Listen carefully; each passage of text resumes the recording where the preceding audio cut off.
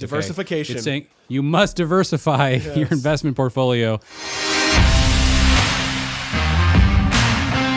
What's up, guys? Jeff and Jeremy here, another episode of 5 Minute Fatherhood. Today we're talking about investing advice from Solomon. Ancient wisdom. Does the scriptures have anything to say about that? It does, which I think is really fascinating.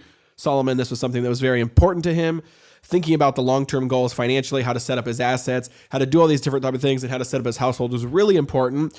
And so, yeah, Jeremy, what are some of these ones? The one I see right here where it says the verse, it says, "Cast your bread upon the waters, for you will find it after many days." I have no idea what that means, so I'm really interested to hear what that means. That's right. But yeah. All right, so guys, what this is what is he talking about?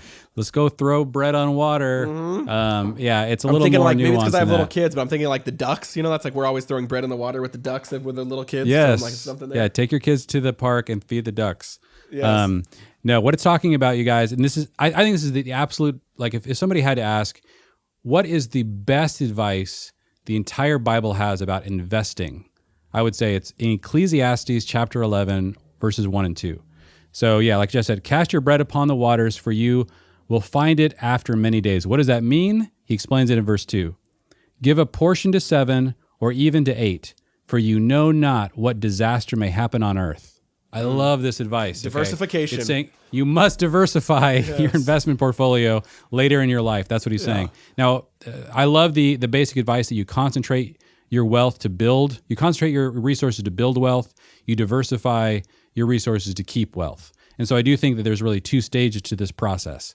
But you need to get to the second stage, which is you need to begin to accumulate enough resources so that you can do what Solomon's saying here, cast your bread upon the water, which is to make sure that you have several different places where you can get your income from when bad things happen. And, you know, the Jewish people have a way of thinking about this because obviously they've gotten this advice for a long time, but they also have much longer memories. They know that disaster comes. They know that a lot of times you're like, I'm doing great today. I could only survive like 3 weeks if something bad were to happen. Like Jewish people know like something bad's going to happen. Like we've been around a long time. Our memory goes back thousands of years, and about every 80 years, some terrible disaster tends to strike almost every culture, whether it's a depression or a war or something. And so they're always thinking and planning for that. And one of their strategies is they put a third into businesses because they want their wealth to grow. When there's boom times, they put a third into real estate because they want their assets to be secure during bust times, and they put a third into savings because they don't know when they'll need to leave the country suddenly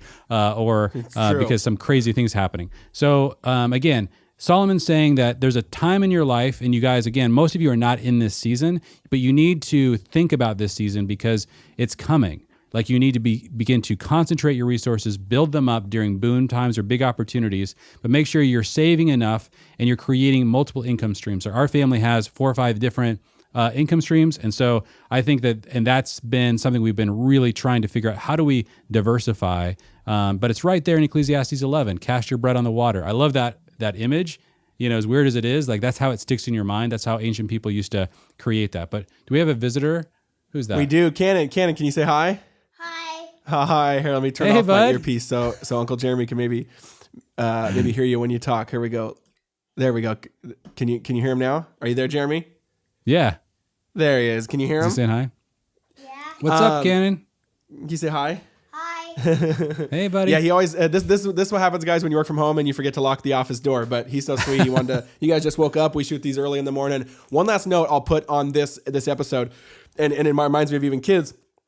Teach your kids to invest. Like investing is one of those things we don't teach till they're like 30, right? You know, until they're older. When and I think we do. A lot of us do a good job with money with our kids. You know, the 3 classic buckets is what? It's like save, give, spend, right? Is sometimes what we'll teach our kids. But I say put one in there that's invest. And one way that we kind of are just about to start experimenting with it now that we're just starting to kind of talk with money with our 5-year-old and stuff is in a more detailed way is, you know, like, hey, here's $5 or here you earn $5. Every time this $5 stays in this little jar, every month another dollar is going to get added to it, right? And teaching some type of investment or compound or something like that. Like, do you do this? No, I said we're just about to start this year. That's my plan. Oh my gosh, I've never heard of this. This is a great idea. I've been writing it out and kind of like think. You okay? What happened? It hurt my knee. Oh, did you get stuck under the table? Sorry, Oh, bud. sorry, buddy. But I tried to scoot in, and then I realized he was on top of me, and I think I just like scraped the top of his thigh. But you win some, you lose some. But yeah, I think something like that of just like adding investing to the non-negotiable strategies for financial competence for your kids is really important. And that's a really easy one, what I just said there, of like adding $1 a month if they hold on to a certain amount. Because not only does that teach them investing and interest, compound interest, but what that also does is I think teach them like delayed gratification, which is really, really important at that age. So I would say, that is a great idea.